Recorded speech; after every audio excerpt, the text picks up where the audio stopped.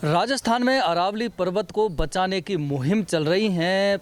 एक दूसरे पर आरोप सत्ता और विपक्ष में लगाए जा रहे हैं, लेकिन एक बहुत बड़ा अरावली खनन का जो मसला है वो हरियाणा एसीडी जांच कर रही है काफ़ी लंबे समय से। और फिलहाल 287 से ज़्यादा पन्नों की चार्जशीट उन्होंने जो एसीडी ने दाखिल की है, उसमें कई चौंकाने वाले तथ्य सामने आए हैं कि किस तरह से डीग ज़िले में पहाड़ी थाना इलाके में अरावली पर्वत को किस तरह से खाया गया या तोड़ा गया या उड़ाया गया, वह सब एक सिलसिला जारी है। दरअसल हरियाणा से लगा हुआ पहाड़ी जो डीग ज़िले में आता है, वहाँ अरावली पर्वत है, पूरी एक श्रृंखला है। वहाँ अवैध खनन, वैध तो नहीं लेकिन अवैध खनन का जो सिलसिला है वो कई वर्षों से, कई लंबे समय से लगातार चलता जा रहा है। और ख़ास आज आलम तस्वीर यह है कि अवैध खनन के चलते जो पहाड़ियाँ हैं, अरावली पर्वत पूर्ण रूप से तो कई जगह ख़त्म हो चुका है और कई जगह इतना पर्वत गहरा कर दिया है खनन माफियाओं ने कि नीचे पानी यानी कि तालाब तक बन चुके हैं।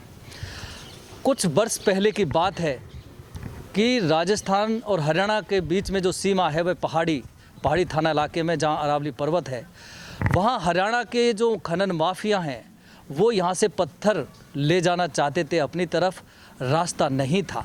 इसलिए भरतपुर के खनन माफियाओं और अधिकारियों से मिलकर हरियाणा के खनन माफिया और अधिकारियों ने मिलकर के एक रास्ता निकाला चोरी का। और वो चोरी का रास्ता यह था कि अरावली पर्वत जो राजस्थान की सीमा में है, वहाँ से खुद ही हजारों की संख्या में पेड़ पौधों को काटा गया। पेड़ पौधों को काटकर पहाड़ को तोड़ा गया और वहाँ से करीब 5-6 किलोमीटर लंबा और 30 से ज़्यादा मीटर चौड़ा रास्ता यानी कि सड़क बना दी गई बगैर किसी इजाज़त के। यह सिलसिला अवैध खनन माफियाओं द्वारा किया गया, सड़क बनाने का अवैध रूप से, जिसमें अधिकारी भी शामिल थे, कई दलाल भी शामिल थे, नेता भी शामिल हैं। मुख्य रूप से इनेलो के नेता हैं हरियाणा से मोहम्मद हबीब, जो कि इनेलो से चुनाव लड़े थे विधायक का और वो हार गए। वो इसके सरगना बताए जा रहे हैं, जैसा चार्जशीट में बताया गया है एसीडी द्वारा। लेकिन इसमें कई अधिकारी हैं हरियाणा के, राजस्थान के, बहुतों के नाम चार्जशीट में बता रहे हैं, अभी उसका खुलासा होगा। लेकिन नेता और दलाल और खनन माफिया किस तरह से सक्रिय थे, किस तरह से पहाड़ को काट दिया गया, पहाड़ को लूट ले गए, वो हरियाणा एसीडी अब इस पूरे मामले में लगी हुई है। खुलासा धीरे धीरे होगा, लेकिन फ़िलहाल इस बात से भी इनकार नहीं किया जा रहा है कि राजस्थान यानी कि डीग भरतपुर की जो विधानसभाएं हैं, जो पहाड़ी हैं, कामा हैं, इस इलाके के जो नेता हैं, उन लोगों के, कई नेताओं के भी नाम शायद इस चार्जशीट में आ सकते हैं, एसीडी की इस जांच में आ सकते हैं, चाहे वो ऑडियो के माध्यम से हों या तथ्य सबूतों के माध्यम से हों। यहाँ तक कि कामा पहाड़ी इलाके में जो रॉयल्टी ठेकेदार थे, रॉयल्टी कंपनी के मालिक कुलदीप भाटी से भी जयपुर में कुछ इनकी वार्ता हुई थी खनन रास्ता बनाने को लेकर। यहाँ जो उस रॉयल्टी के संचालक हैं, जो ठेकेदार हैं, जो संभालते हैं, दौलत फौजदार, उनका भी नाम चार्जशीट में कहीं ना कहीं बताया जा रहा है।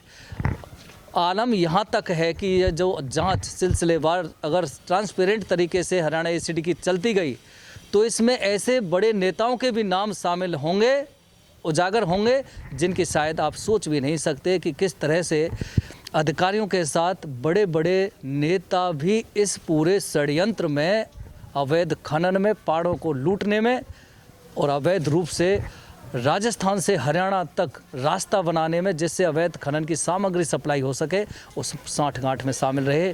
जितना लूट सका था और जम करके इन अधिकारियों ने, दलालों ने, रॉयल्टी वालों ने और नेताओं ने लूटा है। अब उम्मीद यह है कि किस तरह से धीरे धीरे एसीडी जांच करती जा रही है और उस एसीडी की जांच में तथ्य जो पेश किए जा रहे हैं, ऑडियो जो भी हैं, उसमें इन नेताओं के और कितने नेता हैं जो इसमें लूट में शामिल थे, उनके नाम भी उजागर हो सकते हैं, ऐसे कयास लगाए जा रहे हैं। लेकिन ये सोचा जा सकता है कि वह पहाड़ अरावली, जो कि राजस्थान के लिए एक मील का पत्थर है, जो कि यहाँ के पर्यावरण को संतुलित रखता है, यहाँ बरसात होती है, हवाओं का रुख है, वह सभी पर्वतमाला अरावली पर निर्भर करता है, जो प्रकृति की एक बहुत बड़ी देन है। और उस पर्वतमाला को, अरावली को किस तरह से लूटा गया है खनन माफिया अधिकारियों नेताओं द्वारा, वह सब अब धीरे धीरे उजागर हो रहा है। कुल मिलाकर ये कहा जा सकता है कि माफियाओं की जो लूट रही है राजस्थान में अरावली को लेकर, वह रुकने का नाम नहीं ले रही है। सरकारें आती हैं, दावे वादे बहुत करती हैं, लेकिन होता कुछ नहीं। पहाड़ को तो लूटा ही जाता रहा है और पहाड़ आज भी लूट रहा है। खनन माफिया आज भी करोड़पति होते जा रहे हैं। बताया जा रहा है ये जो कांड हुआ है उस एसीडी की जांच में बताया गया है कि करोड़ों रुपए की रिश्वत इधर से उधर दी।